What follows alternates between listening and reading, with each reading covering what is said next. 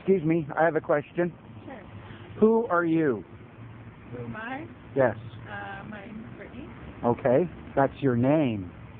Is that who you are? I don't know. Who knows? Pretty good question, Yeah, isn't it? that is a good question. Thank you for playing. You're welcome. This is the billing office for Tri-City Medical Center. Calling for Jason Ross. If you are Jason Ross, press 1 now. If Jason is not available, press 2. Hello, tell me you know. Yeah, you figured me out. I am a free living Something soul. gave it away. It would be such a beautiful moment to see the look on your face, to know that I know that you know now. And baby, that's a case of my wishful thinking. You know nothing. Well, you and I, why we go carrying on for hours on end. We get along much better than you and your boyfriend. Well, all I really wanna do is love you. I can't much closer than You ask someone, who are you? They inevitably, invariably, almost always respond with either their legal name or they will make reference to an association or a relationship with you. Who are you?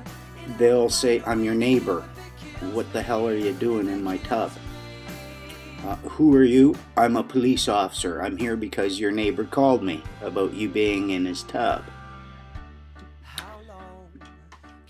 If you go ask someone, who are you? It's a pretty fun little experiment, and you'll find that if you're dealing with someone at a restaurant, they will identify their position within that restaurant. They'll say, hi, who are you? I'm Martha, I'm your hostess. And it makes me think, are we in fact our jobs? We don't say, hi, I'm Rob. Well, actually, a lot of people might say things like, hi, I'm Rob, I'm an Apple owner. But I think it's pretty sad when we start defining ourselves by either our legal name or our association with other people. Now, the big problem I see with this is that it starts limiting our capacity and our capabilities.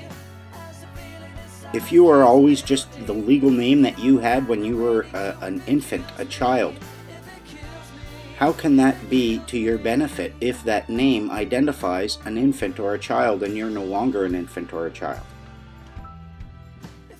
So, having thought about that, this lesson, this is about knowing who you are by realizing what you are.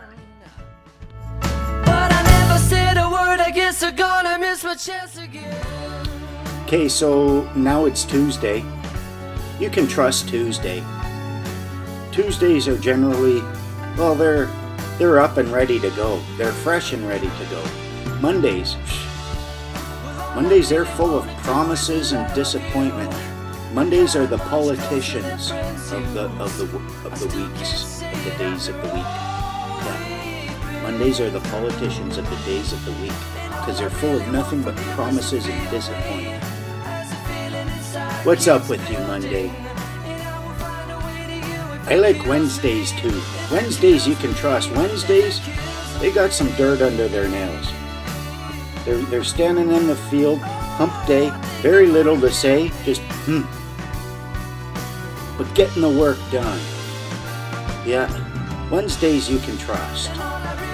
Thursdays not so much, so Thursdays are always trying to catch up to Wednesday, and, well, you know, they're an understudy for Friday. They're a Friday wannabe.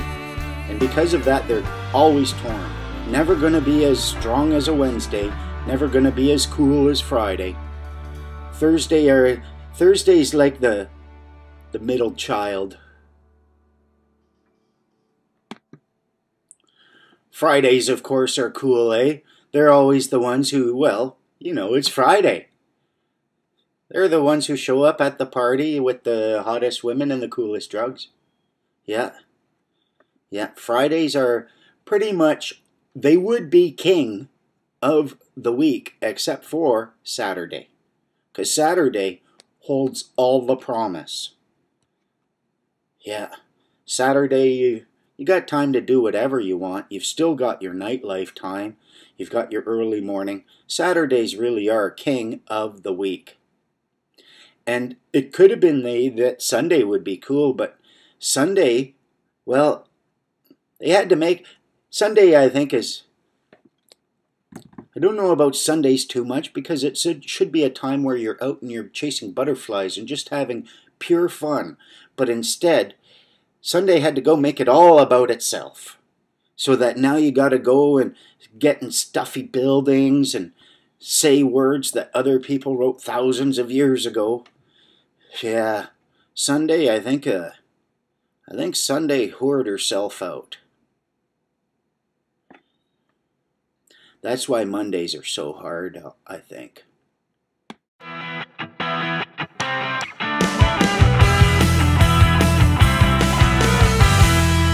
Here we are back at Lesson 8, Fundamentals of Freedom. This big question, who are you? Now, folks, it's a difficult question for anyone to ask, and certainly I cannot answer that for you.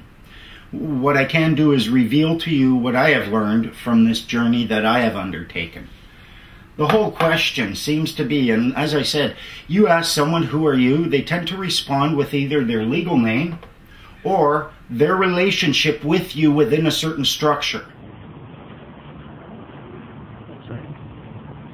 Excuse me. Sorry to bother you. I'm working on a little video production. I'm wondering if I can ask you a very quick question. Who are you? Who am I? I'm Kaylee. That's just your name. Yeah. Is your name who you are? It has to be. Everybody's got a name for a reason, right? Really? Yeah. That's very good. That's a good way to look at it. That's a camera? It is a camera. It's teeny tiny. It's teeny tiny. That's what she said. Oh, no. Thank you very much for your time. Have a good If you're in a restaurant, they'll say, I'm your waitress. If they're your neighbor, they'll say, I'm your neighbor. If they're a member of your family, they'll say, I'm a member of your family, and define their position within that family. This is all who they are within a predetermined or a presumed structure.